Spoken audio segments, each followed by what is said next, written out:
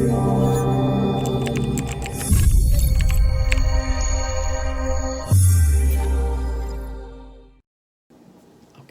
now Mercy on 27th.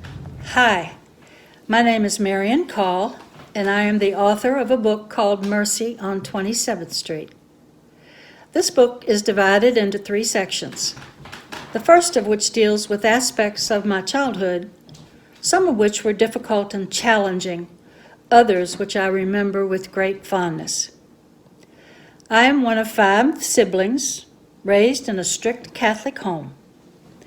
The first section also tells about my entrance into a religious community when I was 18 years old, known as the Sisters of Mercy.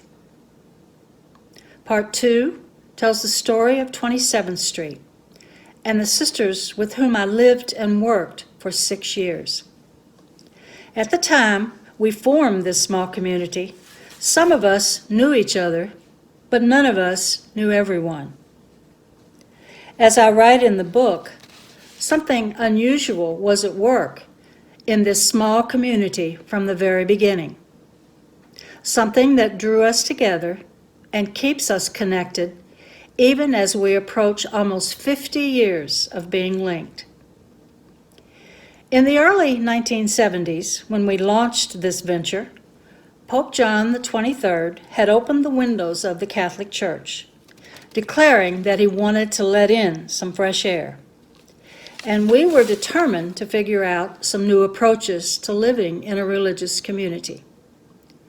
The pastor of the parish where we hoped to live purchased an old house on the corner of 27th and Magazine Streets, which we then rented from him. Our neighbors were predominantly African Americans, who welcomed us with open arms.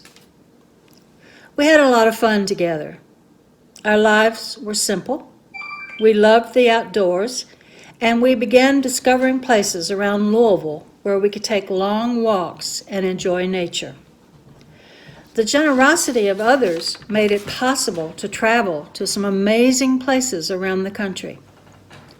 For 2 years, we met weekly as a group with a therapist who helped us explore issues that had impacted us as children. Part 3 of the book provides brief summaries of what each of us did after the 27th Street house broke up for good. 2 sisters chose to remain in religious life, while the rest of us moved on to new chapters in ours.